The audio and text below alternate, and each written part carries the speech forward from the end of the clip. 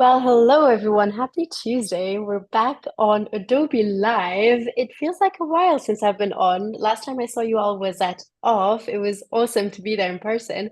But I'm back to kick off a 3-day masterclass around illustration. The lovely Melanie came up with an awesome program for the next 3 days, which will welcome three illustrators, starting today with Jonas and tomorrow with Raquel, Costa, and Stefanie on Thursday. And the whole idea is to work through different styles. So kind of get to know all our illustrators and join along to a common theme. So if you're tuning in today, you might be watching us on YouTube on the Adobe UK channel, but you can also join on behance.net/live to see some of our lovely guests, but also ask questions in the chat. So I'll say hi to everyone in a second, but first, hi to Jonas. How are you doing? Hi, good, and you? Good, good, good. Yeah, we are just talking yesterday, just before this, about the sun. I think it's kind of cold outside, but I'm feeling like ready for spring. Yeah, in Belgium, it's really sunny where we live, so that's quite nice. I just went for a walk with our dog before this, so we enjoyed a bit of sun. Nice, love that. It's a nice way to like freshen up before sitting down for an hour and a half because we are, going to be here for a bit to show your Hmm. work. I'll let you introduce yourself to everyone first, who doesn't know you. From my end, if you don't know me or you don't know Tim or the whole Adobe Live team, I'm a community manager and content manager here. And we do stream really often if you're new to the channel. And we receive guests like Jonas. So Jonas, take it away, introduce yourself to everyone. Well, I'm Jonas Devacht. I'm an illustrator from Belgium, a freelance illustrator actually, and I'm mostly involved in doing illustration work for branding, packaging, merchandising. But in generally, I try to see where my illustration can live. So whether it's branding, whether it's merchandising, it doesn't really matter. I just try to create cool stuff, and that's what's important for me. So that's a little intro of me.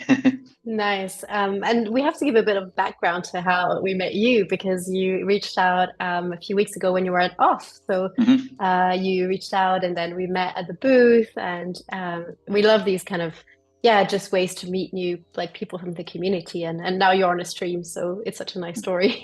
Yeah. Well, I always try and how do you say it? Like, off is such a great event. There's lots of interesting people, so I always find it interesting to see who's going, and then maybe like if I have the courage, introduce myself because that's not an easy thing, you know.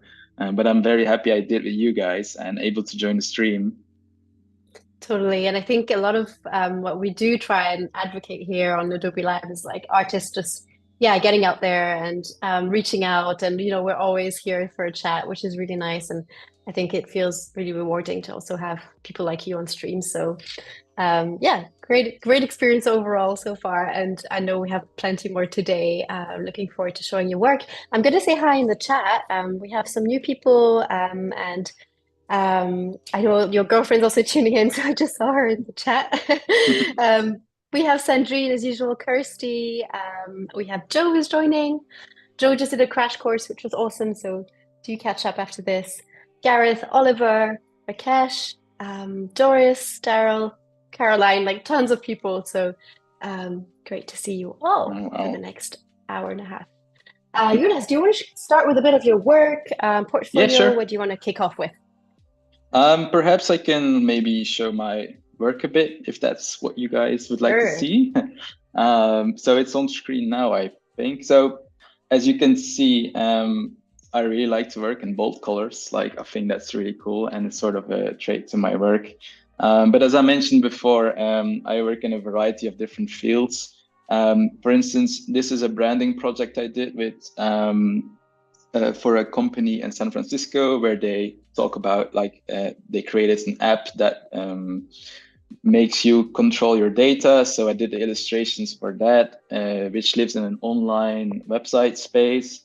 But at the same time, I also like to paint murals, and it's a unique way for me to get my digital work into the physical by painting it. And it's such a nice experience seeing that whole process come to life. Um, so this was a mural for a Belgian lighting fixture company. They asked me to create a mural that was inspired by all things light. So I thought like I paint flowers because those grow in the light, and a big inspiration was their fixtures as well, like the shape of them. So I combined all these into like a sort of collage illustration and painted it on the wall, of course. What's your um, experience with working with murals? Like, how did you start? Your work was mostly like digital at the beginning, or like yeah, how did you get into exactly. murals? Well, it's always something I've been interested in doing so. And one day someone asked me, "Can you paint a mural for me?" And it's actually this one. This was my very first mural, and I said, like, sure, let's do it, but I'm not really experienced, you Yeah. know. So this is a bit of an new experience for me and maybe for you as well. But I actually hired someone who was better at doing murals than me, and he joined along, and he should get a shout out. He's called Kaimo One. He's a good friend of mine. But he helped me paint this mural, and I learned so much from that one project that I could like apply it into the next mural that came along. And only doing one project like this, I learned so much. I could do it mostly independently, you know. So Yeah. I try and like for every new project, I always try and bring in something new to learn, so I can learn off the projects whilst making them for clients, you know, because I think it's always interesting to learn something new, and it sort of like evolves your work in a way. If you always involve something new, even if it's like a texture, or in this case, something completely new, like a mural, I think it's always interesting to add that one thing that makes it different than the other pieces, you know. Totally. And Um, I think it's common to have that support as well. I mean, Euros are such a big scale and require like different skills, or just like a next level. I know Eva Creamer also mentioned this at off. I think it was her who like had support at the beginning and really needed that to get started with such a big like scale project. So yeah, exactly. And it's um also like I'm an illustrator, I can draw, yeah. and some people are very good at branding, and I think if someone is better at it, it's better to combine it than just like try everything on your own. I think everyone has Yeah. his good skills and is specialized in a way in something. So I think if you collaborate with someone else, you get new inspiration, and it's like a nice collaboration always, I think. Totally agree. Nice. And you also have print, right? Like I can see here that your work has also been into other formats. Sorry, what did you say? Print, is that like a This poster one? or yeah. Yeah, yeah. This was a branding I did for a Oh, local nice. Yeah. festival in Kortrijk. Yeah.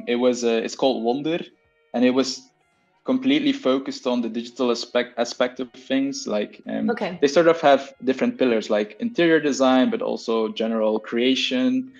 So I needed to like make a poster that reflects all of those things, but also lives in a digital space. So a hand is very symbolic to creation and making things and being creative. And I combine this into like a digital space, and like this is the result, of course. But yeah, I lived in Kortrijk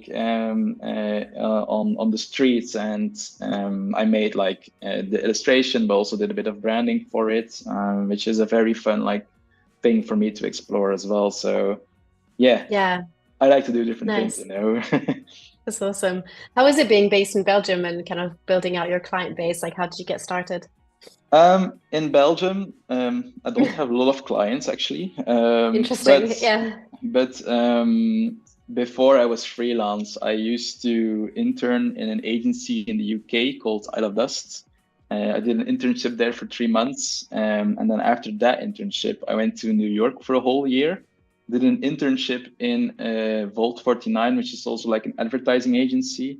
And throughout those internships, I managed to meet a lot of people and get to know them. And from those experience, I've also gotten clients now. So people I met back then, some are clients that I have now. So I think that's sort of the reason also why I don't work in Belgium a lot. But it has changed in recent years. Like the more I do, the more I work in generally, like it's my third and a half year being freelance, the more Yeah. people see my work. And then I think it's sort of a normal way that maybe comes from Belgium as well then.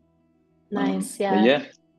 Totally. And I saw you had a project. I don't know if there was a specific one you wanted to show, but you did some work with Adobe before, for the Oh community yeah. fund. I just found this out this morning. Oh really? Yeah, I Yeah, I did don't one. I know. think it was last year, and it was a project for Fresco where I Mhm. explained certain bits on how the app worked, and I shot like videos as well, which is something I don't usually do, but it's like a nice little refreshing thing. And I also wasn't really used to working on the iPad, so it was a whole new thing. But it was like this illustration. I'm not sure if there was a specific brief. I can't remember because it's been a while.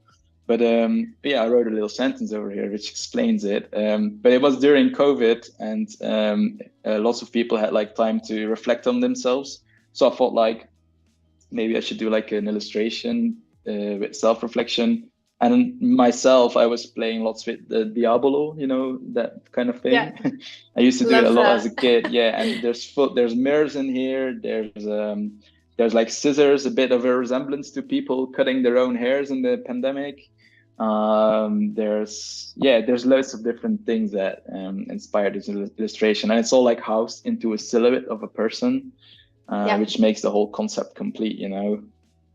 nice. And Yeah. how did you get into, I know you're working in Photoshop today, right? Like, so you've also worked on Fresco for this project. Hmm. Is like Photoshop where you spend most of your time? Yeah, exactly. I've been using Photoshop since I was 14, 15, sort of Nice. explored it on my own. But for me, Photoshop is how do you say it? I like how things are not super perfect when drawing. It's like lots of people think my work is made in Illustrator because they see clean lines and stuff, but I Yeah, really like to use textured brushes. And I think Photoshop gives me that a bit like flexibility to draw with them and um, have a bit of a rougher edge in some places in my work. But I've also gotten so used to working in it. It's like my second home, I guess. yeah, yeah. um, yeah, and I really know Nice. my way around it. So yeah. Can't wait to see that. We have to chat a bit about today, and we can keep talking about like the background and work once we have like Photoshop open. But let's talk about the main theme that Melanie threw at us, because we talked about it before jumping into the stream now. Mhm. What is the theme for the 3 days, and how did you tackle it? Well, the theme is urban nights.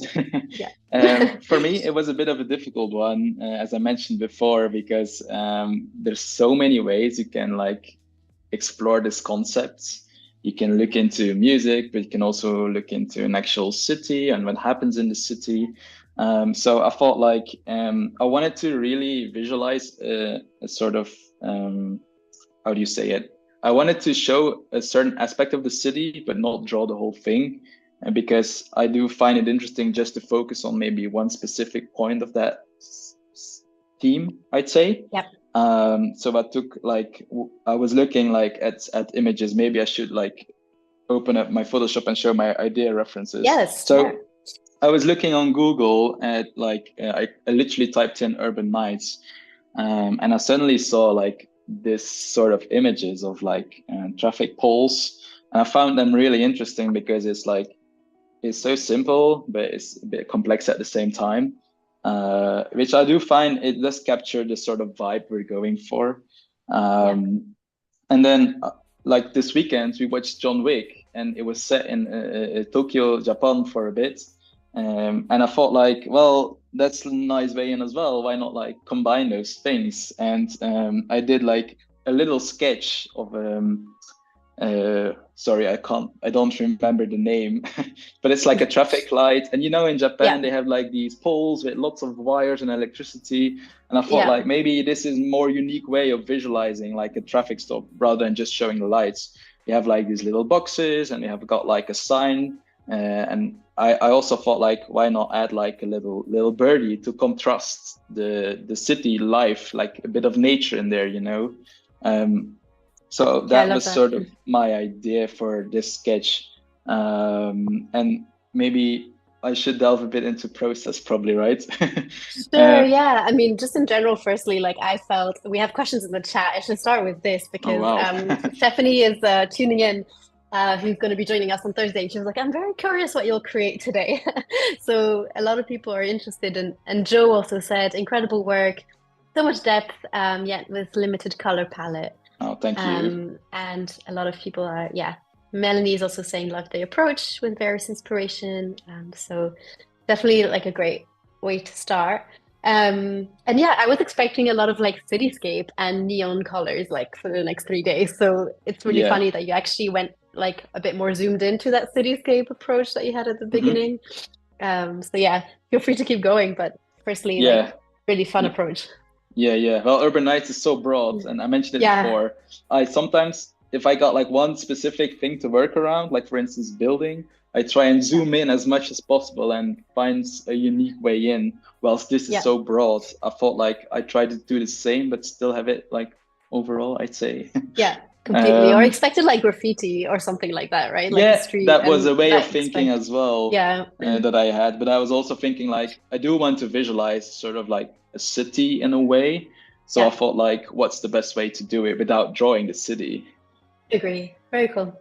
Cool. So I had this early idea of the traffic light and the wires and stuff, but this is before I was looking at any references. It's just like, all right, this is sort of how it looks, but I'm not sure. And in my work, I always think about like, how do you say it? I always find it the need to look at references because I can sort of think of it, but it might look really different in reality. Like, if, for instance, you would ask me now to draw an elephant, I would probably suck at it because I don't Yeah, know how it exactly looks. So I need to look at references.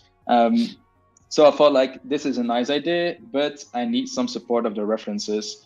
And then I had a look, like I looked at these Japans, but I also Japan traffic lights, but also like traffic lights in general, and then these electric wires and stuff. So I collected a bunch of images, looked at them, and then I made like another sketch.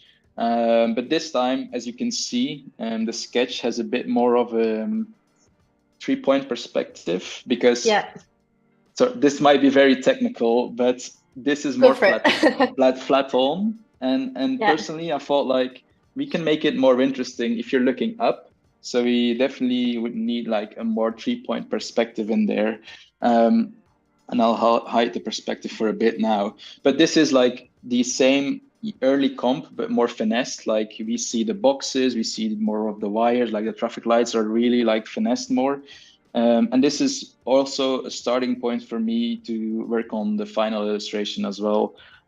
So one thing I do before actually starting on the final illustration is do a little, um, how do you say, light study, I guess. yeah, hmm, So we see the traffic pole here in the front, and then we got the big moon in the back, and this little birdie sitting on top. So in terms of like the lighting of the scene, this means like this back end of the pole is a bit darker than this front end because the light hits it first, very technical, yeah, sorry. yeah. No, all um, good. I love this. And these are um, some of the best sketches I've seen on Adobe Live. I love this so much. It's awesome. well, I do hope I'm able to finish it in time because we have a very limited time, I I think. know. But I'll definitely try and finish it and explain my way through it, I guess, throughout the thing. So yeah, that's sort of my sketch. I'm not sure if I can start drawing or if you guys have any Feel more free. Yeah, questions yeah. I or. mean, the feedback's great. Raquel also joined, so I feel like we have full house on all of the illustrators. Oh, that's great. Nice to join Raquel. Yeah, everyone's super impressed. We have Christy who's saying that they love the perspective sketch. Oh, So it's Christy. yeah, Christy is probably a good friend of mine. I probably so you have support out Oh, there. that's great. That's great. All But right. feel free to start. I know we have limited Okay. time, as you said. So yes. Okay. Cool. I did a little bit of drawing beforehand, so I can just like get into it. But yeah, I'm going to start drawing now. Um, so should I explain some things? Probably Yeah, go do. for it. Like So brushes, like where do you start? What's like your kind of process? yeah, so usually what I do for every project is create like a little folder with brushes because Yeah, then I don't like I've got loads of brushes just like everyone else probably. But then I just have this specific brushes I use for the project and I always know it's the same brush because I got it labeled. yeah. And I try to like capture the size in there as well. So I always work at the same brush size sort of. So it's not I don't need to adjust everything. I just can pick them and then go back to drawing and stuff. Yeah, you're a good student in terms of being organized already. We receive all sorts of guests, and there is no right way, but there are definitely some, artists and creatives who prefer to be like very organized from the start. Yeah. And I think you mentioned this before the stream, but you're currently also studying at the same time, like fine tuning, like learning, in terms of just your skills. And I think that must be like really satisfying for you as well to go back to your process with all these new insights. Yeah, well, I'm actually studying indeed, and Yeah. since studying, I've picked up so many new tips and tricks, like even drawing in a more exaggerated perspective, like this perhaps. I Yeah. probably like a year back, I probably would have stayed at the just like normal flat on, but now I thought like let's make it a bit more interesting, add a bit more of a dynamic angle to it. Yeah. Um, Dynamics the word, yeah. yeah, sorry, I'm very focused. No, that's great. And you're starting with like outlines. I'm also super interested to hear about your color process in a bit, like when we'll go into that selection and Yeah. where you draw inspiration from. Yeah, well, you usually start with something simple because that builds up the Yeah, confidence, you know. So it's yeah, straight lines, it's just what it is, you know. But then yeah, after I can tackle more difficult things, but it's just for me to build up the confidence, I'd say. But in yeah, generally, I try to like this is the light source, this big moon. So I think every time when I put a line like this edge, I always think like it should be a bit more darker than this one. So this is stuff I'm thinking of. It makes the lines a bit more interesting rather than flat on, I guess. yeah. So yeah. And since you experimented with fresco, like what differences do you find and like what brought you back to Photoshop in terms of like actually working on it regularly? Um, I think the iPad is a really good tool, but for me, in sort of professional setting, doing client work and all that stuff, it's not the right tool for me personally. Yeah, Because I used to have a bit of problems with my back working on an iPad. So I find it difficult to be hunched over all the time. But now I yeah. got this Cintiq, which is like a big screen. I can work a bit more comfortably, and that's why I feel like Photoshop and working on the computer in general is a easier way for me, I'd say. Makes complete sense. Yeah. And in terms of clients, like who do you, I mean, we mentioned a few before this, like the festival, and you also worked with Adobe on the fund. Like what kind of clients do you typically work with? Um, well, I work with Or is all there a sorts. typical one? Or it's just general. No, I try to work with as much different clients as possible. For Yeah, me, it's just important that we sort of vibe together, I'd say. yeah, So we got like a good communication, a good like agreement, and everything is discussable. And I can often tell from the first email this is the case or not. But in generally, I don't. How do you say it? I don't try and focus too much on one specific type of clients. I think yeah. every project comes with its own challenges, and I'm always curious how I can tackle every project in a unique way, you know. Makes sense. Like enjoying that freedom of work as well. And Yeah, exactly. And I sort of see myself as an illustrator for branding and merchandising and such. But if one day a client would approach me to do illustration for the weirdest concept ever, you know, I think that's really interesting because it might have been something I've not thought of myself. So I think it's always interesting to see where my work ends up, even though it's something I might not expect initially. yeah. And in terms of kind of any artists you work with, like you mentioned collaboration before, but do you feel like you have a nice community of other illustrators or other artists that you know in Belgium or beyond? Yeah, well, I've been doing this for quite a while, so I Yeah, feel like I've got to know a lot of people in the process. And something I often do is like if I really love someone's work, I message them on Instagram as well. So I sort of reach out to them and say that I love their work, and sometimes it starts a conversation with them. And then I also work a lot with agencies, and hmm, usually with agencies, there's more than one freelancer there. So it's always an opportunity for me to see how someone else works, but also get in touch with them and get to know new people. And after the project, I usually like tend to follow up with them or they with me. And yeah. that way it's a nice way to know new people, you know.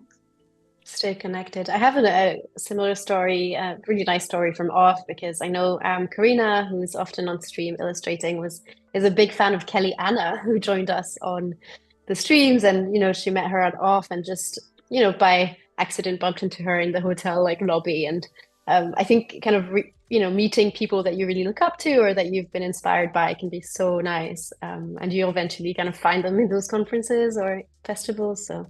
Yeah, exactly. And it's Um, funny that you mentioned Kellyanna because I went to say hello to her as well. Did you as well? That's funny. Yeah, Yeah. Everyone said she's super friendly, and so yeah, that's exactly. great. And it's sometimes a bit tricky to say hello to random people, as I found it myself to be a bit tricky. But I've sort of like known this is very important for your career to just say hello to random people and Yeah. see what comes out of the conversation. Like you should go in not expecting anything, just like Yeah. saying hello. And sometimes it's really surprising what comes out of it. Yeah. That's really good advice. I think in general, you will never regret it, right? Like, at least you said hi. That's the minimum that can happen, and everything else is like extra. Yeah, I'll let you continue a little bit while I say hi to people in the chat so you can have a space to focus. yeah, Um, sure. we have still Gareth who said, "Hey, Uma, I think is your name. Sorry if I mispronounced. Jane, and a couple of longer messages in here. So I'll try and pick up if there's any questions. Stephanie saying, wants to learn what perspective can do to a composition. You can't unlearn it. So it seems to be what Exactly. you're saying too. Doris approves the creating brush folders for the projects. This makes sense with so many brushes. And if you want to change something later on in the project, you have everything right at hand.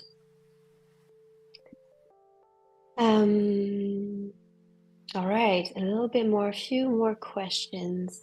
Melanie is asking, does your tool and setup influence your style? Let's talk a bit more about style. I think that's already a big topic because that's the theme of the 3 days. Yeah, I'm not sure to be honest. Yeah. I think style is a bit more what you like as a person rather than the tool you Yeah. use. I, for instance, really like vintage influences, like these art from the 80s or like old comic books. So in terms of the tool, I don't think they used the Cintiq and Photoshop back in the day. So Yeah. it might not be like one-on-one, but I think the tool and Photoshop being you can use to reproduce this kind of effects like halftones and such. So I Mhm. guess it, I don't know. It's a tricky question. What do you think? Yeah, I think it's what you make of the tool, right? Like it might give you access to like more features and tools if you want to give it like texture, for example, or I know you just Yeah, mentioned as well the differences between Fresco and Photoshop. So yeah, I think that might be, and also I think it's also about how quickly you can work. Like some people have established like such a good workflow in Photoshop, and it's more y- about like how comfortable you are. You said it's your home, so yeah, um, exactly. Well, as you can see, I've sort of built a little action for myself that fills in these squares. So what I usually do when drawing, and this is like very important in my process, is I use a lot of black because it's very contrasting, just like in the comic books, I'd say. And when I do like shapes, if I use the bucket tool, I sometimes notice that it creates like this little edge, yeah, you see. yeah, But I've made an action for myself that if I select it with a quick wand and then put in this shortcut, it fills it up all the way to the nice and edge. clean. Yeah. Yeah, and it's basically a shortcut of like expanding the selection 1 pixel and then filling it in with black. But like these kind of things, these tools help to work quicker, as you say. Totally. And then at some point you're like, well, I'm using this all the time. Let's find better ways to work. And it's funny you mentioned this because shortcuts have been like we had a whole stream about them a few months ago or last year, and it's a super popular like stream. People love to find out like how other artists are, improving their workflow. So that's a perfect example. Yeah, well, I'm pressing loads of buttons at the same time, even just to Yeah. rotate my canvas. So and undoing stuff. And speaking of like the tools and the style and stuff, I feel like if I draw on paper, it's much more effort to draw the paper and then do the line and maybe rotate a bit more. Whilst now I can just press R and just like quickly rotate the whole scene and find the best position to draw and just do it, you know? Yeah.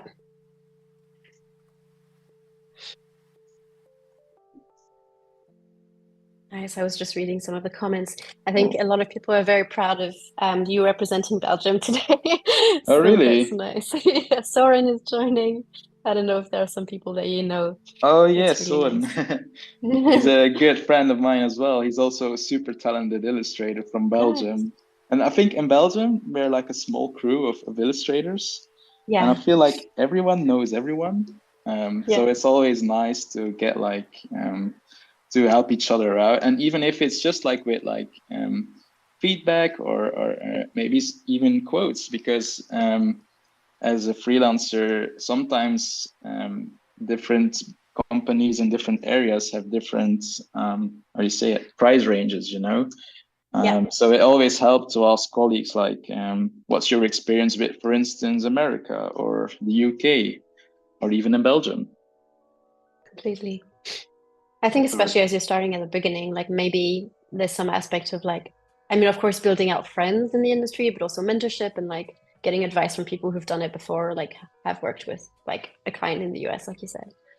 yeah, Um, exactly. And also, I sometimes send along projects as well if I'm too busy and I cannot take anyone on. I just say like send it to Soren or to Christy Very or cool. Yeah.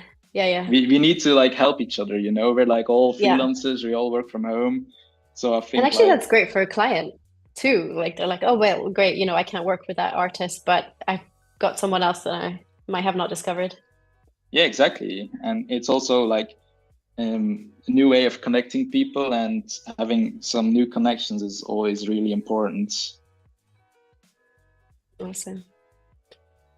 I don't know if you know Lewis as well, looking wicked so far. Love the process. Is it Lewis Um, from Barcelona? Not sure. Lewis, you can tell us in the chat.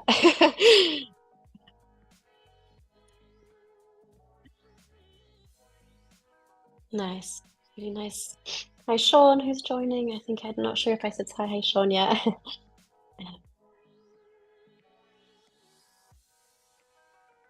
Awesome.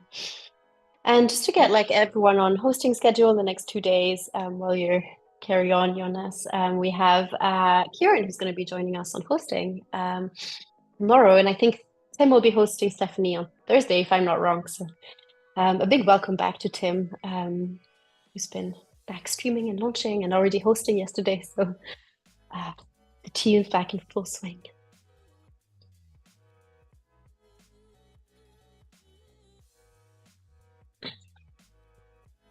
Yeah, I'm really concentrated. Yeah, it's often hard we see artists who are, yeah, Yeah. because you're Um, working on your own usually, right? Like you're not chatting to someone. yeah.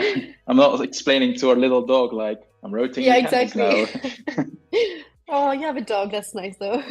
Yeah, he's called Bagel. He's like a French bulldog, Cute. a little guy. Also makes sense that you're working from home a lot then. Yeah, well, it's good that he's not home alone all the time, so it's Yeah. definitely a plus that I'm here with him. So I might explain something. Sure, So yeah. as you can maybe see from the shading thing, lots of these areas are filled in black. So I know I sketched out everything, but I'm probably not going to draw everything in details because it's going to be covered in black anyways. Hmm. So that's why I'm sort of leaving it out right now, and I'll see when the shading comes if I'll draw it or not. But it's Yeah. there. I've planned it out. If I want to draw it, I can, but I might not, you know, we'll see. Yeah. Yeah. And I guess the some of it is also like, when do I stop? Like, and you call artwork done, like, and not just keeping on adding that detail that might be a bit heavy. Yeah, exactly.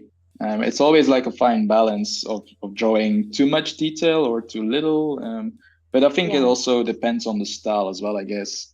Hmm. Um, I've think I have a very detailed style in comparison to other people, but I feel like I find it nicer in a way for me personally. Like I sort of got this thing with myself. Like if my drawing is not detailed enough, I don't like it.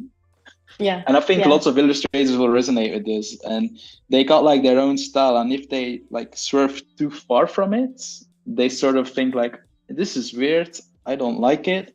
But for instance, for people who just look at it and don't have that same experience as with your own work, they think like, oh, it looks great. But it's just for yourself. It might look sometimes weird if you try something completely else. Yeah. So that's why I sometimes draw details, because I like them. And did you have this strong like style from the beginning, or like what you mentioned, some of the things inspired you, like more this vintage style? I guess you mentioned Japan here too. Like, is traveling an important part of where you get all this inspiration? Or Um, Traveling, yeah, maybe, because I sort of feel like everything that happens in my life is a sort can be a potential inspiration for something. Like we watched John Wick over the weekend, and I thought like, yeah, this is great. This is could be maybe work for this. But I think yeah, in general, like taking on visiting new places, getting new experiences is so important. Because if you're always at the same location or doing the same thing all over again all the time, you're getting a bit into the same rhythm. And if you don't involve, you go behind, I guess. yeah, yeah. We have Golden Wolf, I guess studio or agency who's Oh, saying hi in the really? chat. Oh, They wow. say a massive hey and say that they love working with you. Amazing. I really love those guys. They are amazing. They actually were my first client as a freelancer, and Oh, nice. Well, that's a nice way to celebrate that they're joining. yeah, yeah. Wow, I didn't expect them to check it out. Very But cool. yeah, I honestly really love working with them, and they're an agency in London, and they also are in America and New York as well. But I work loads with them, and I feel like they are a very big part of me as a freelancer, because even though I work a lot with them, I always like you see, I do a lot of illustration work. This is my stuff. I do this for clients and stuff. But with Golden Wolf, they, for instance, say one day, "All right, Jonas, let's look at this frame. We're going to do a collage with photos and stuff, or we're going to design some type to be animated." And I feel like they really challenge me in a way that I get inspired by, and I can then bring into my own work as well. So um, they're super great guys. I Very really cool. like working with them. Is animation something you've been experimenting with, or you've worked with animators? Not myself. I Yeah, usually I'm more of a designer, yeah, and I've realized this throughout the years that I really like mm, designing more. yeah, Um, but with Golden Wolf, I designed for them, and they hmm, yeah. put my stuff into animation, which is always looks great. That's awesome. So right now I'm looking at adding a bit of shadow. So my general way of thinking is everything that faces sort of this way needs to be black because Yeah. of the moon. So I'm sort of going to block in those areas right now. Hmm. Um, but I think like I've also thought this was going to be a rainy scene. So rain is water and it's quite reflective. So I want to have this sort of a reflective look. So that's why, for instance, I'm adding here a bit of highlights so it reflects nicely, you know? Yeah. And somehow you can just say urban and you already picture it as like a night darker scene, and then adding urban nights confirms that. But I expected a Oh, lot of like, yeah, darker detail over the next days. yeah, sort I'm of just, urban. yeah. Oh, sorry, go ahead. No, go ahead. Go ahead, go No, I ahead. feel like the theme urban nights really lends itself to sort of like neon stuff. So I guess in a way, I feel like the next illustrators are going to do something a bit in a similar way as well. But Yeah. I was also going to say I'm really interested to see how you're going to add the lighting element and color. yeah, But I usually do the lines first, and then I'll Mm, check a bit the colors later. yeah.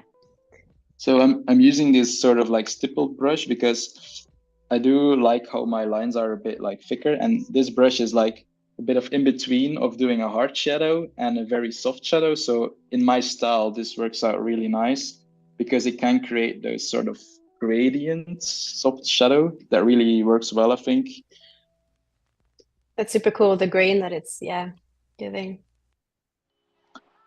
And I also I like to work on a sort of textured backgrounds because if it's on white, it always looks a bit weird. So I think like adding a bit of texture into it, like breaking that whiteness, that clean sheet really helps with like bringing your artwork come to life in Yeah. whatever stage it is. Yeah, we didn't even talk about this, but I love this base like layer that you worked with, which Yeah. already gave like some kind of mood to it. Hmm. Yeah. Yeah, it's just for me to work with, and I think it works nice. And it's more like if I make a slight mistake, it's not as noticeable because of it. Yeah, totally.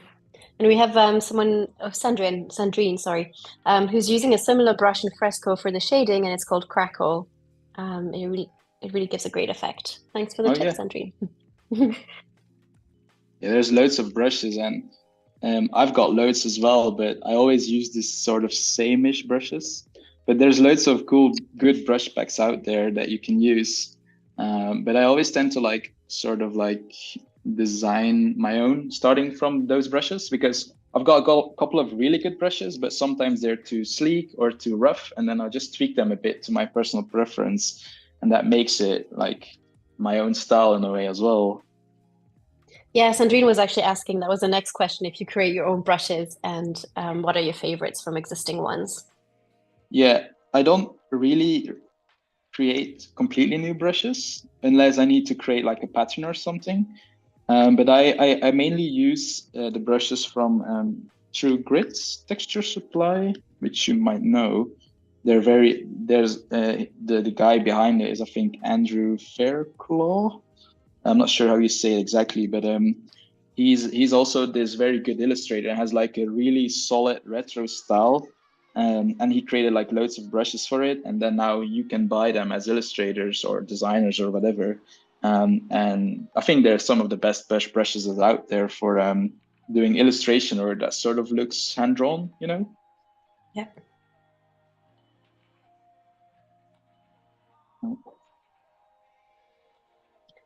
And Daryl is also going into the shading technique. He's saying that it reminds him of the inking in the 80s, um, scrapping the Oh ink yeah, away with a blade. oh yeah, there we go. Yeah. So just what you were saying before. Yeah, exactly. Like uh, sort of this style is sort of natural to me now, but it used to be lots of looking at different references and figuring out what I liked about it, trying things out. But now I've gotten so used to it now, it's sort of it's my nature, I guess, drawing like this. Yeah. And I'm loving all the questions in the chat, by the way, and like all the comments. So if you're tuning in now and you're on YouTube, join along on behance.net/live and keep on asking all the questions.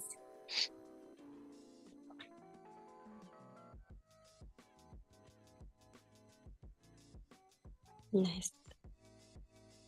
Sandrine is still giving feedback on the brush, saying it's a bit more erratic, but that your brush is even better.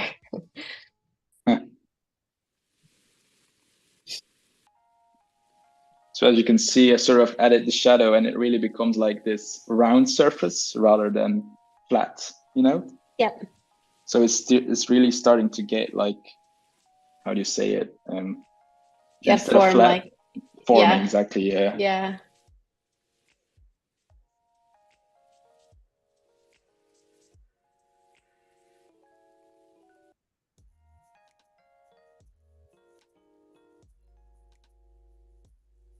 Looks good.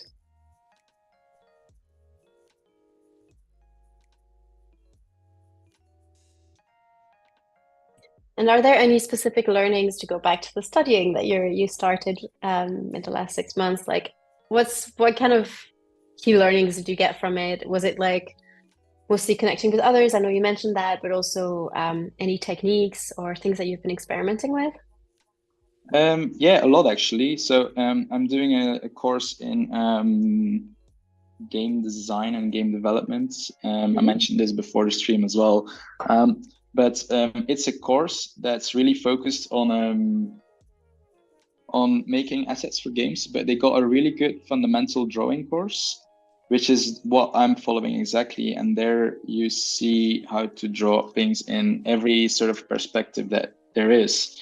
And we learn how to, for instance, break things down into basic shapes. So I need to have a look how to explain something, but yeah, for instance, a car is a box, and then there's well, I'm not sure if I'm doing it correctly because I don't have reference, but like Yeah. a car can start out of a box, and then like for instance, the half of the box is where the engine starts, and then in the half of the vertical half, you can sort of see like starting the window, and I think breaking stuff down like that is so much easier to then build it in perspective from that one box, and then like this box, the half of it is the engine, and then the half of this starts the window, and you sort of see Yeah, what I mean.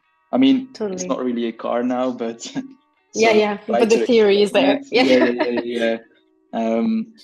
But it's also a completely new way of working because I actually don't work on paper that often. And for lots of our assignments, we had to really work on paper and um, get those pencils in, and which is something I'm not used to. So, and I've actually learned to enjoy working on paper as well. It builds a lot of confidence in the line work, even digitally. That's awesome, yeah. And I could totally see your work on paper, which is so interesting that, you're now doing the reverse process. You're going back to it. Yeah, exactly. But Yeah. I actually have a bit of a background in web design and web Hmm. development. So I actually studied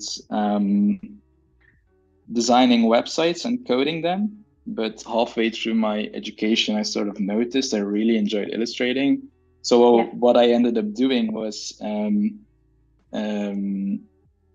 illustrating every website. So, for instance, we had to design a bear, or no, sorry, a moss. No, sorry, let's keep it at bear for easy explanation. Yeah. um, we needed to design a website for a bear, so what I ended up doing is drawing all the beer cans and the labels and stuff instead of just using photographs. And that's how I really figured out like I want to be an illustrator, and that from when I realized it, I sort of kept focusing at doing illustration work, and yeah, that's it really. Nice, yeah. I always love the stories of how people landed into like what they're doing now and how it's changing. Yeah, I think a lot of people study something, but then later on in Yeah. life, they sort of venture out and do something they really enjoy.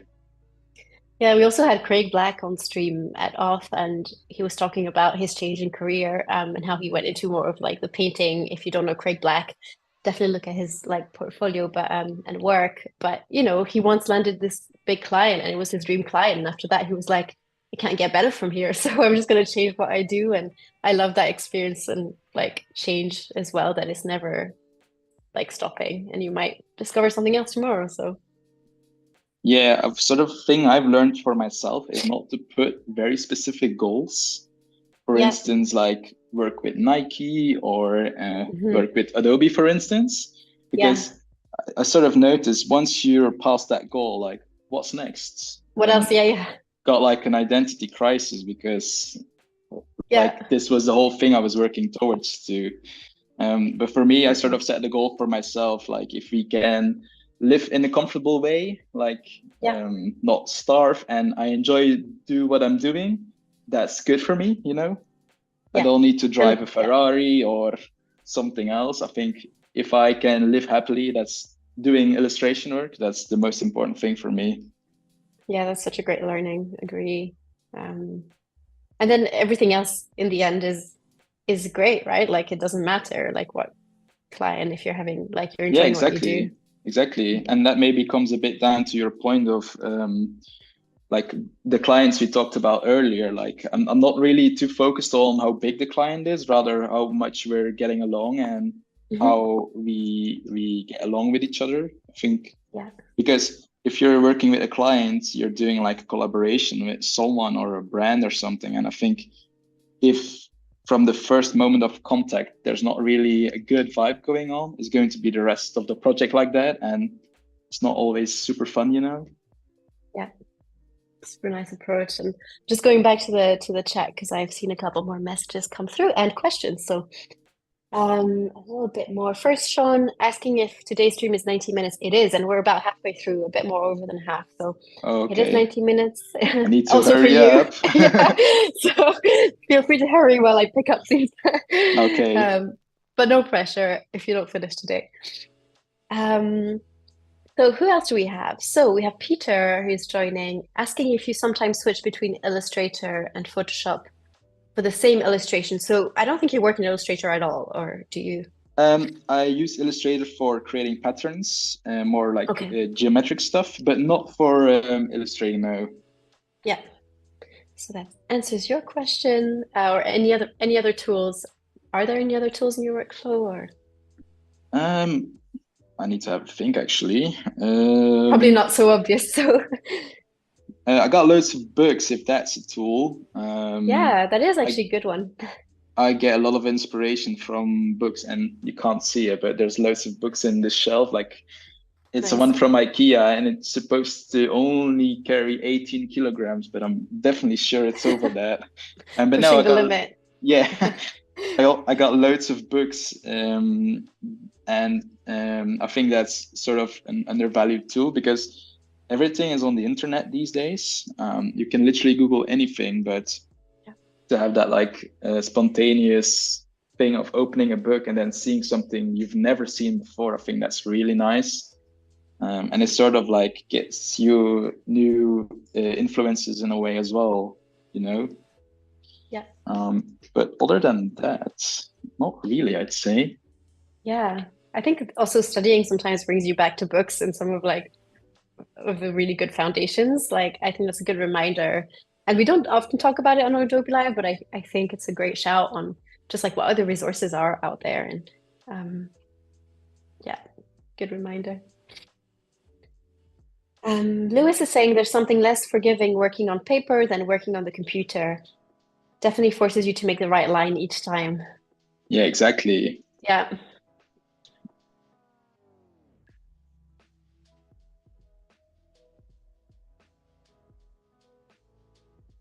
Stephanie's asking on the book topics if you also have art books. So I'm guessing like more general inspiration or just technical books. Let's see. I think I got a mix of both. I'm Yeah. looking here right now, Yeah, that's a good way. but I'm just reading. Like, I got a book of Malika Favre, Oh, Shepard nice. Fairey. I got the Mondo one with, from the posters. Yeah. Mucha is here, and then I see comic books as well. And then in Mm. terms of like technical stuff, I've got Art Fundamentals. It's just called like that. And then sort Mhm. of becoming a successful illustrator is here as well. Nice. And Figure Drawing for All It's Worth by Andrew Loomis. And then obviously like Framed Ink is also a very good book. So I think it's a bit of both, really. Yeah. Love Malika's work. Mhm. That's a Oh nice yeah, she's a mention. really great illustrator. I actually really love her work Yeah. as well. It's so Yeah. simple, and that makes it so nice. Whilst my work is so complex sometimes, I think I Yeah. look to her and see like how can I improve my complex style, you know? Yeah. So where are you at now? Going back Uh, to your Well, I was illustration. just thinking about maybe adding some colors. Yeah, let's go. Oh, I need to That's draw the good. bird. Hold on. Nearly There's that forgot detail. him. Yeah, I you nearly gave it a forgot shot at him. the beginning. Yeah. No, but after the bird, I think I'm sort of ready to start coloring. And I know this bird is going to be really black, so I don't need to fuss about details. Mhm. But maybe I can chat maybe a bit about how I do my sketches. Yeah. I'll just draw this bird and then dive into it.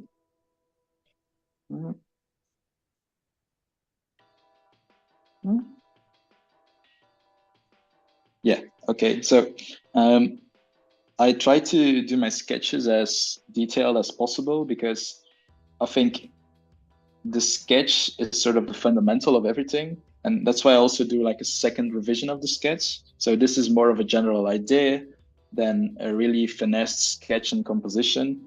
And this is sort of the thing I usually present to clients as well as a first, like, what do you think about this? Is this a nice composition? Do you like this little bird sitting there? And it's like a topic of discussion. And then they sort of send me feedback and say, for instance, yes, we like it, but we want the moon, for instance, to be bigger. And then I'll take all that feedback and then I'll make a new, more refined sketch like this, where I really think about like the details and how everything is going to look.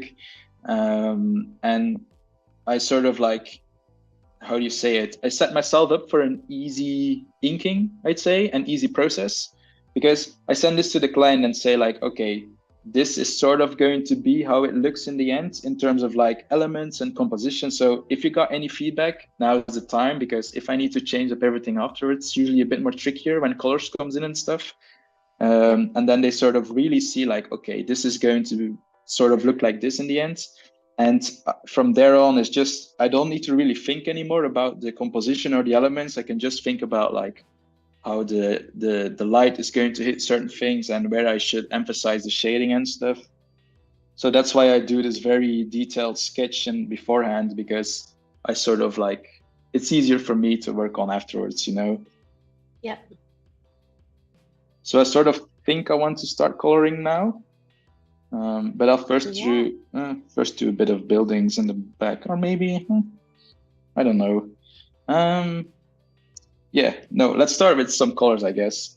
So I've actually, like as mentioned, I was watching John Wick and I saw this specific scene, which I grabbed from the trailer, but I think this is really nice.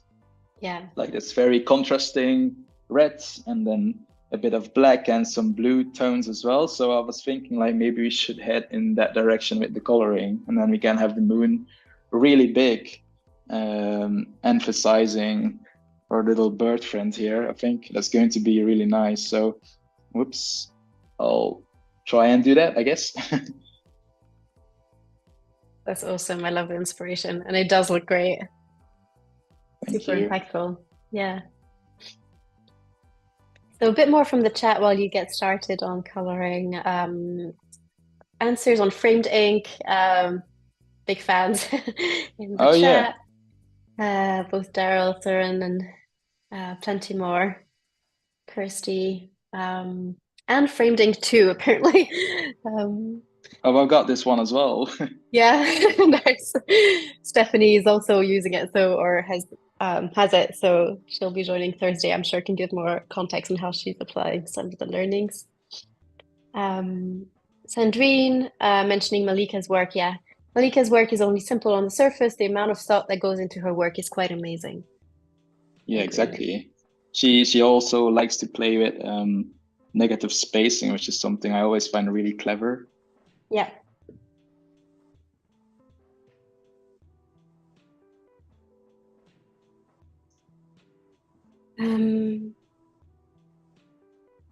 Sandrine is also asking if, which we might have touched on already a little bit, but kind of main inspiration that you have, and maybe other illustrators. I think that's a good chance to like name drop some people that are inspiring to you. I know, well, we talked about Malika now, but is there anyone specific or some people that you follow?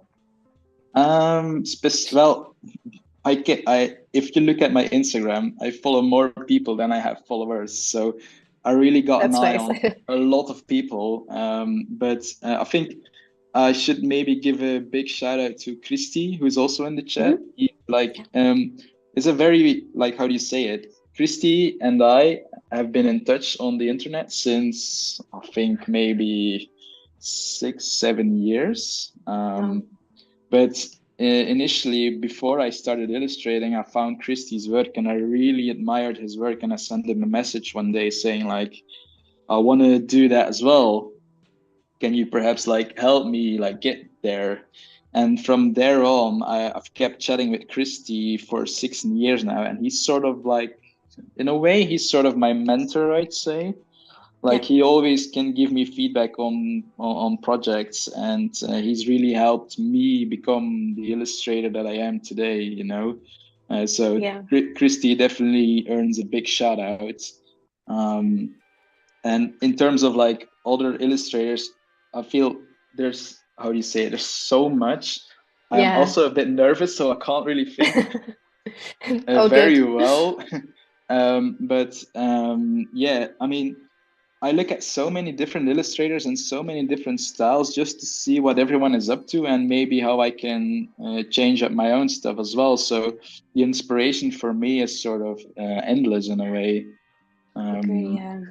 but yeah, sorry, I can't give Yeah. a more answer. Like No, all good. Matt Taylor is also a really great illustrator. Yeah. Um, If anything comes to mind, throw it. But yeah, yeah, I get I'll it. definitely do. Yeah, and it's a trick question because I think most illustrators have asked, or not just illustrators, like other designers, like and also photographers tend to like struggle to name someone on top of their heads.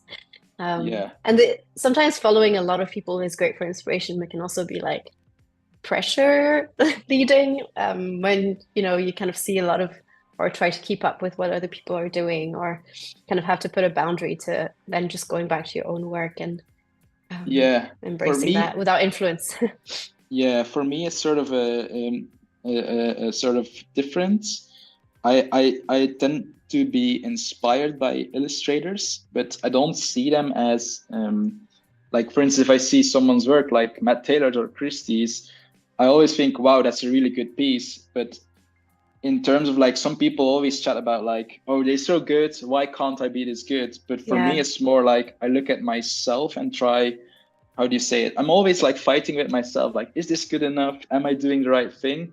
yeah, Rather than looking like, obviously people are very inspiring, but for me it's sort of a personal battle against myself, I'd say. Would that make yeah, sense? yeah, totally. So what And I'm doing, oh, sorry. yeah, go ahead. No, I Go was ahead, just go going ahead. to say I'm going to use my fill-in trick, but I need to make sure every edge is closed so I can make the selection. It's always like a tricky thing. Oh, look, it's closed. It's good.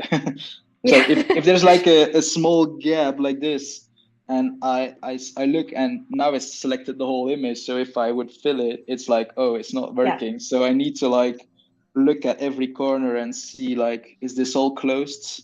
yeah. But it is, so I can move on. Success. Exactly. That's a little success whilst Yeah, illustrating. exactly. Small wins. Oh wow, that already looks amazing. Yeah, you can see like adding in the colors, it sort of starts to become like, it sort of becomes something different, I'd say. Yeah,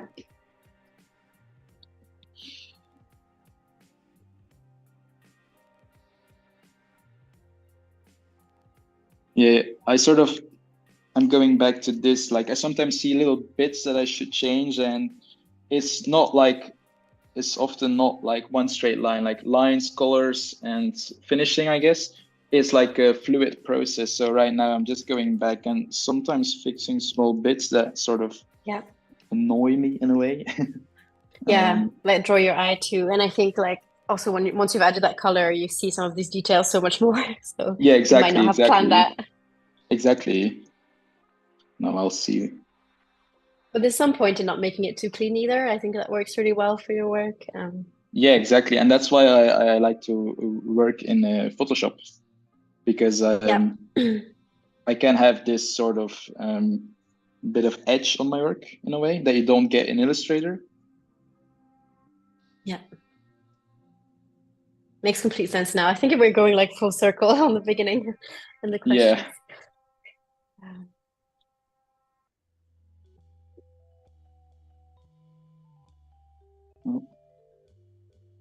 No, I'm just blocking in some colors. I usually try and I sometimes start off with the most random colors just to like yeah. see how it visually looks. like if I don't, how do you say it? If I, for instance, well, this is sort of a case where I sort of know that the colors are going to be the way they are. But if, for instance, I work on a very complex piece with lots of different elements, I try and block it into the most random colors, like a bright blue, a bright green, a bright yellow, because then I can sort of see like, is this sort of balanced or is this too much of one color going on? And then when I've got that down, I just sort of change it to the correct color, and then I sort of know like, it's looking all right, Yeah. So for now, like these are kind of your placeholders, but will you fine tune the color a bit more? I do like how it's sort of like Yeah. contrasting. Yeah, So agree. I like big, bold contrast stuff. So I Yeah. think this is sort of like, the colors are not finessed yet, but it sort Yeah. of works, I think. Agree. So what I do now, I got this blue base down, but I want to, for instance, add a bit of white highlight to it. So I got like a clipping mask on top of it, so I can just paint or draw in there.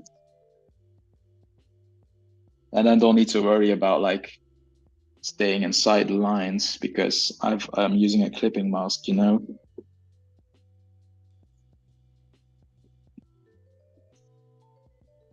And Antonio has hi Antonio, by the way, I don't know if you're due to the chat, but has a basic question, which is, and there are no silly questions, but how do you fill in the color? How do you mean? So I'm guessing like, how was your process from having this outline to actually like drawing in the color? Oh, Yeah. let's see. So what I did, and I just briefly mentioned it just before. So Yeah. um, I, for instance, want to fill in this shape. So what I do is go on every edge, like really close. This is a weird color. I go like this, and then when I've done the whole thing like this, I've got this sort of action set that I just need to select inside of this, then it fills it up nicely. So that's how I colored this pole, just like going on the edges with the brush. And then when it's done, select the inside and then fill it, and it's colored like this. Yep. Hope that answers your question, Antonio. How long have we got left? Yeah, I Sonia? was just about to mention. So we have about 25 minutes, 20 to 25. Okay, I need to hurry up then. I think we hear this every time on stream, which is like not realizing how much it flies by. Yeah, well, I got sort of prepared, but like with these things, it's like you Yeah, chat a bit and then my bad. yeah, no worries, no worries. Entertaining everyone. Yeah, Antonio says that helped, so perfect. Awesome. But you can sort of see what like one little highlight already does. Yeah. It sort of pops the whole thing. And if you add a bit of like texture to it like this, makes it a bit more soft transition, I guess. Yeah.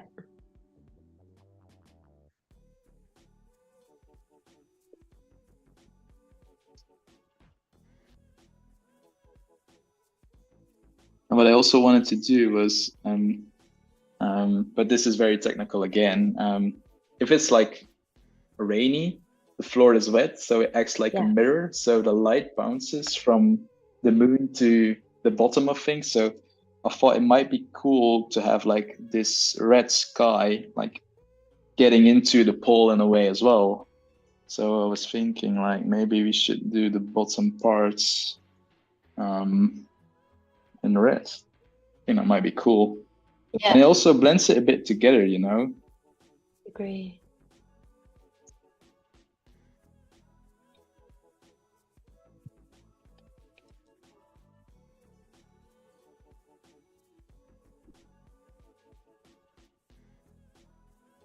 Yeah, it makes so much sense for the eye. And I think sometimes this theory is like really helpful to just make it happen that you might have missed before. I completely get the reflection piece now. Sorry? Nice. Oh, Yeah, no, yeah. it makes complete sense. Yeah, yeah. Nice.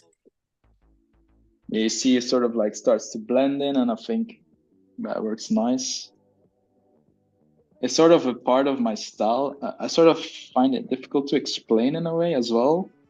I think it just works nicely. Yeah.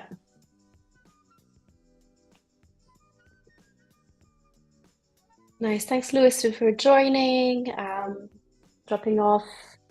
We have Peter who's asking, what was the first job you did after graduating? After graduating, so I mentioned I did a web design and web development education. So actually, when I was done studying, I just finished my internship in an illustration studio. I wanted to work in an illustration studio, but nobody was hiring. So what I ended up doing was actually doing web design and web development. Um, but I sort of realized, like, I sort of knew it wasn't for me. So I just kept looking at different opportunities. And eventually I managed to go to New York and do an internship over there. And you might Cool. think like, it's, how do you say it? Um, it's an internship in comparison to work, but for me, it meant working towards my goal more than earning money, which is something I'm Yeah. doing right now as well. Like I'm doing illustration. This is my job. So eventually it did work out really well, Yeah. but it's not something that's very easy and Mm, everyone can do, I guess. yeah.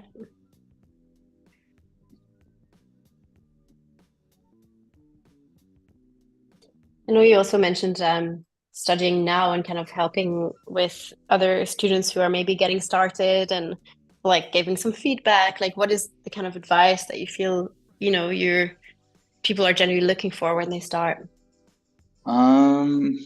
That's a tricky one because there's so Yeah. much to cover. Uh, Yeah. but I think um, hmm, when you're studying with a lot of like-minded people. So I think Mm, it's really interesting to chat with your colleagues and like even follow up with them because when I was studying, lots of people from the education are now working in agencies all over the world.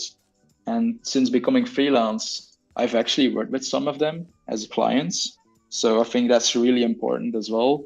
yeah. But in general, this is a very tricky question. I think, We get a lot of questions about portfolios. I know that, like, just presenting your work to clients, for example. Of course, the question of going like agency or freelance too. So that's a very good point. yeah, well, it depends on who you are as a person, I think. Hmm. Freelance is nice, but you need to have the dedication and the motivation to get up every day and work for yourself because Hmm. there are so many distractions out there. Like I have a PlayStation over there as well. So, Yeah, the you dog. know, yeah, exactly, exactly. So, and you need to be very structured in a way as well, because in the Yeah. end, you need to be able to pay your rent. And if you're not careful enough with money, sometimes it can be tricky, and you need to like have, like in an agency, you sort of just show up, you do your work in a way, but there's more to it as well, of course. But you don't need to worry about sending invoices and following up and doing scheduling yourself and such. So I think it really depends on the person. But I think working in an agency is great for me, is just because I live in Belgium and there's not a single place that I can Mm. work as an illustrator. I'm a freelancer, really. Mm, yeah. And we've got family here, and my girlfriend works here as well. So that's also part of why I'm freelance. Yeah. And being based there. Yeah, exactly. Yeah. Hmm. Let's see. Sorry, I'm a bit concentrated. No, all good. Rushing through because we have, yeah, I think 15 minutes to go. So all good. Okay, cool. Let's make it work then. Powering through.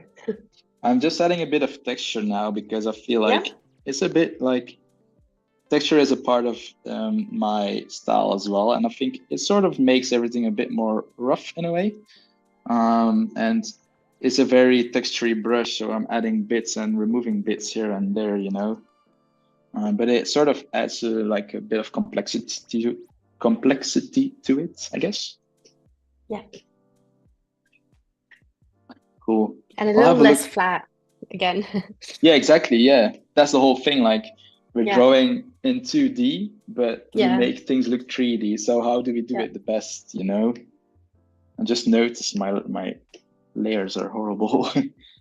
Yeah, I So was just right now, I would see the number of layers you're on. oh yeah, don't It's look at amazing. that. So right now, I want to add a bit of like buildings in the back, but I don't want them to, how do you say it?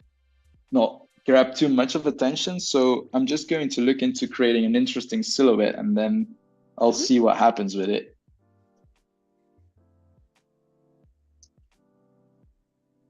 Because I do want the focus to really be on the lightning pole rather than these buildings. Yeah. Yeah, as an illustrator, I'm always thinking about loads of different things, like where's the lightning coming from? Is the perspective all right? Is the composition looking good? Are the colors not too bright?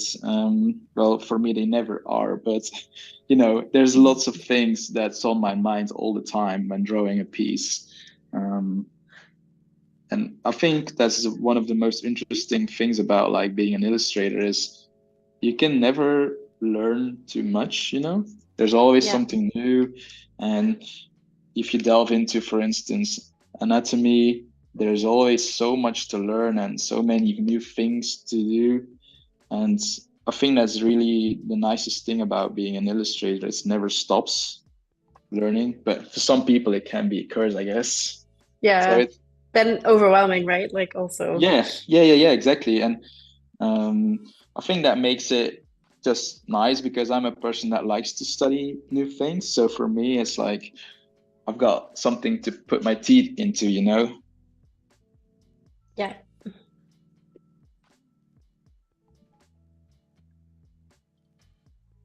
And do you have much time for like personal work or experimenting a bit, or do you feel like client work is taking a lot of your main Um, day? Before school, I used to have a bit of time to do personal work, but Yeah. right now, most of my weekends are occupied with doing coursework, which is Mm. sort of personal in a way as well. Hmm. But it's not the same as doing a personal piece. But well, I really enjoy doing those pieces because that looks a bit weird. When in the beginning of freelancing, I hadn't really gotten much, how do you say it, commercial work out there. So what I did was um, create fake commercial pieces to put on, Hmm. for instance, Behance. Um, and those eventually gave me work. Yeah. Totally Um, agree. I think Behance is a great resource, and that's why we also stream here on Behance, because you can connect with other artists and also like have a great portfolio. It's crazy how much difference that can also make. Like I think some creatives don't really have an updated Behance, which is fine, and you might use other like platforms to have updated work, but it can be a great resource. yeah, exactly. I've been on Behance for the longest time, and That's I've awesome. gotten much work through it as well. Yeah. Yeah, and even for us, like discovering new artists for streams, like, and if you're tuning in and, you wonder how, we have such a great talent on the sessions, it's a lot of it is also Behance and seeing what's new and what people are working on. Yeah. I'm just doing a bit of hinting of windows right now because Yeah. can be very flat like this, but if you got like a bit of like hinted windows, suggestive, I guess, Yeah. if it definitely gives that little extra, you know? And again, that reflection of the sky. Yeah, exactly. So it brings it Yeah. all a bit together, you know? Yeah. Let's see. And we have about 10 minutes to go, so I'll give you Okay, the heads I'll up. speed up then even more. Yeah. Oh no, I feel the stress. No pressure at all. Now I was thinking about maybe adding like a little bit more buildings in the back so it feels a bit more filled up in a way. Cooler, yeah. If you have a chance to send this to us, I'll definitely get a print of it for the studio here in Munich because Oh, it really? just That would looks be nice. amazing. Yeah, would love to. We have a nice streaming studio. We stream in person sometimes, and always up for putting community artwork in there. Oh, that's cool. Yeah. Stephanie had to drop, so Stephanie says a huge thank you and really enjoyed seeing your process and bold shadows. Thank you, Stephanie. See you on Thursday then.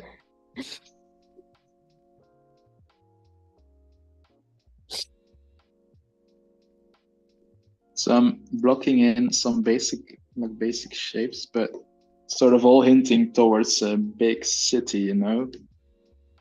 Yeah, we have your perspective again. Yeah, so I'm sure like it's the right thing, you know, following the right path. Yeah.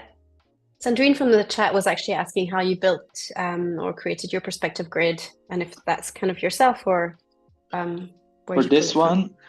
one, I drew it myself. But what I sometimes do in Illustrator is I use Illustrator for that. So I create one of these, and then in Illustrator there's like a rotating tool. You can then like rotate this. Oh, sorry.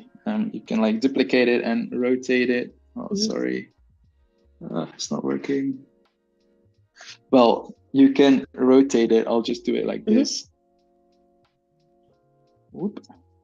Yeah. And then I create like a diagram, and it creates the whole thing for me, and then I can put it into a certain place. But I would have shown it, but I don't have them. Yeah, completely fine. The explanation will do, I hope, Sandrine. It's called I think it's called the radial tool. I'm not sure. No. Could be.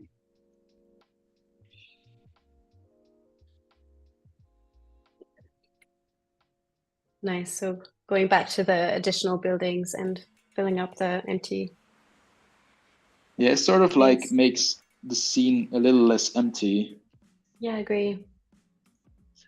And I think like it's a good thing not to draw too much detail, because it can kill the piece very quickly.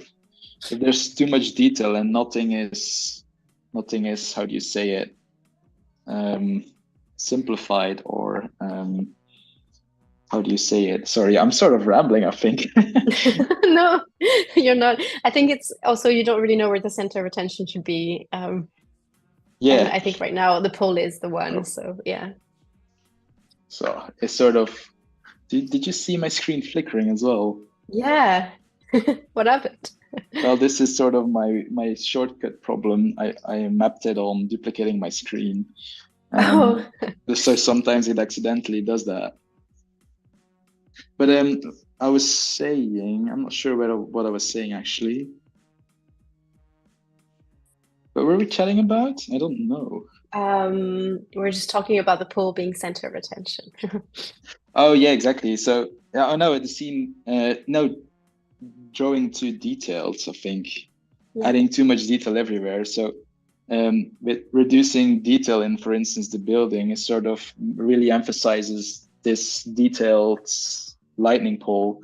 And that's where I want the center of attention to be, not on the buildings, but on this thing in the front.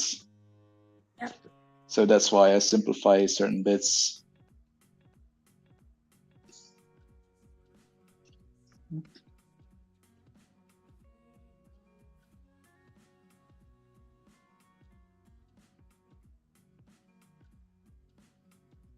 Yeah, I think that's nice.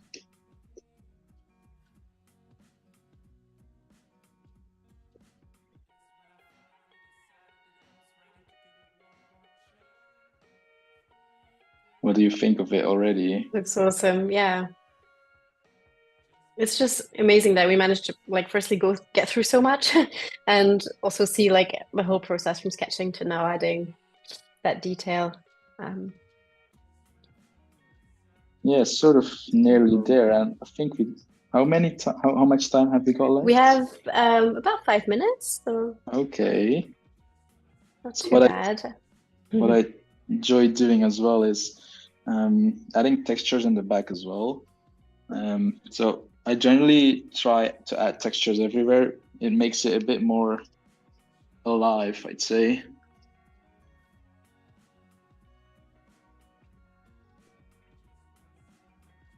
See, sort of, and now I create this sort of fog with Yeah. this. Oh, I still need to add rain. Should The do mist. that. Yeah, it sort of creates, Yeah. it makes it more interesting. Yeah. Oh.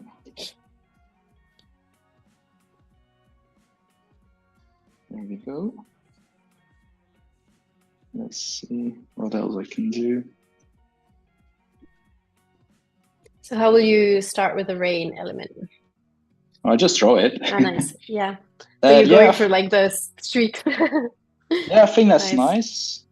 Yeah. It shouldn't be like too much either, just like little hints of raining. I think maybe it's a bit too much, some bits. Oh. Just like it, like not too much, not too little, you know. I might just lower the opacity slightly as well.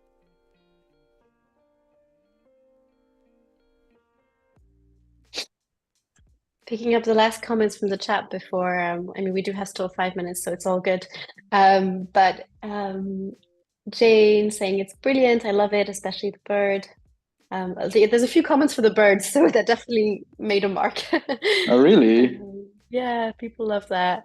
Oh, that's nice. We should give him a name. True, yeah. Anything that comes to mind?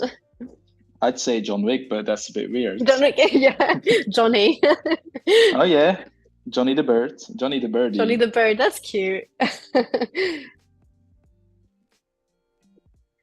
Any suggestions in the chat, we'll take them, but otherwise we'll set on that. Melanie saying such a great job. I'm very, very impressed.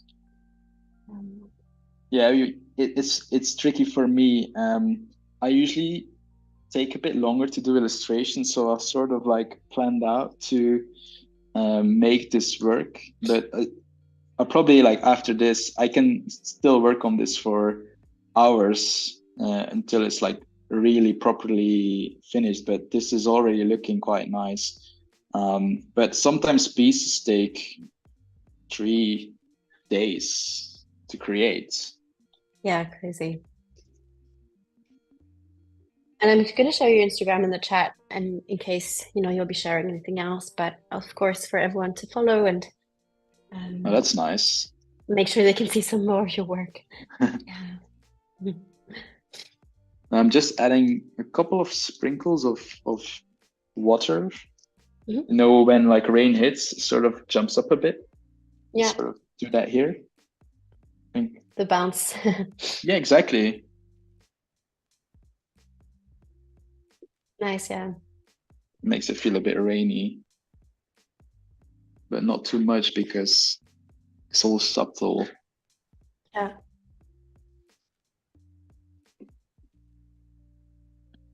Let's see. Nearly there, I'd say. Yeah. I'm not quite sure how you managed in this hour and a half, but that's insane. Yeah.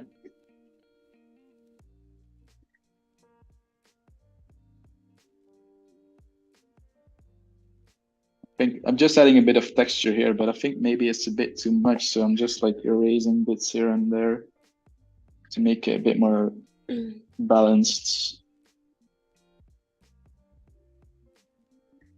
Well, that's actually quite nice. Yeah. It looks less harsh, right?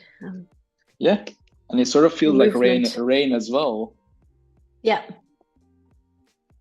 Sandrine is suggesting Tori, which means bird in Japanese. Oh, that's so we're nice also too. learning. Very nice. It's a nice word, Tori. Bruce is saying hello from New York and the Behance, and hi to the Behance community and both of us. I've been in the lurk, but had to express how amazing this piece turned out. Love the perspective and bold colors. Definitely feeling the Wick vibe. Oh, there we go. That means sort of like my achieved.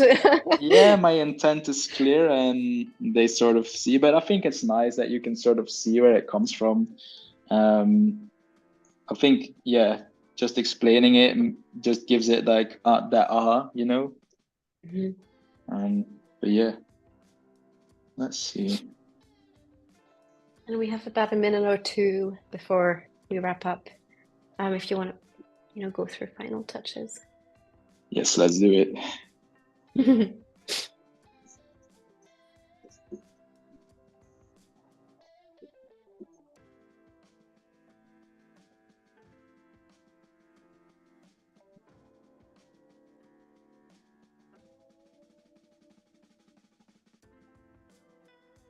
Oh.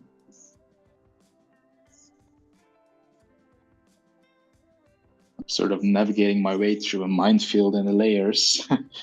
Yeah, going back to that. And I think there's a good summary in the chat of how this turned out. Caroline is saying that it looks very cinematic. It would make an excellent film poster, There we which go. is true. Yeah.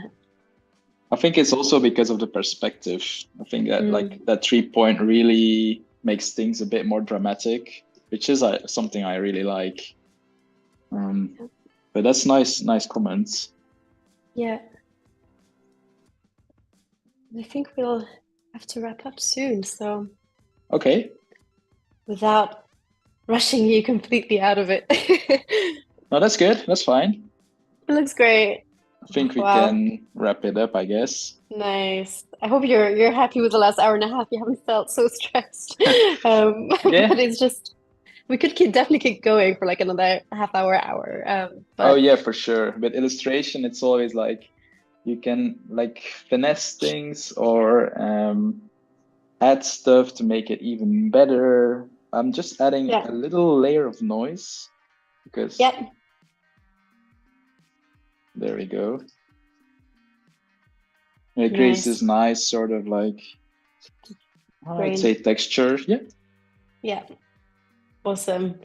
For context, we will be back tomorrow at 12 and p.m. UK, I must specify, and also on Thursday. So the next challenge goes to Raquel, who joins us from Portugal and is more experienced in the kind of children's illustration side. So I'm super interested to see how like diverse this will all look in the next few days. But I have to give a huge thank you to you, Jonas, because that's just incredible. Like, we just had such a great hour and a half with you. So thanks so much. Thank you. Thank you for giving me like this platform and being able to do this fun project with you guys. I really enjoyed it. And I hope I didn't ramble too much because I was like here Not at all. thinking about the questions. And I really enjoyed it as well. Nice. You gave so many tips and advice, which is great. I think I've been really testing you for the last hour and a half, so it's a lot. Oh, that's fine. So thanks. I enjoy sharing what I know. Yeah, nice. And hope we see you again on stream because it's been great and the chat loved it. So awesome. So yeah, bye everyone. Thanks so much for joining on Behance or YouTube. You can catch this on replay if you missed the beginning or joined a little bit late. We'll still be online. And we'll see you tomorrow at 12 for Raquel and Kieran, who will be hosting. So thanks, everyone.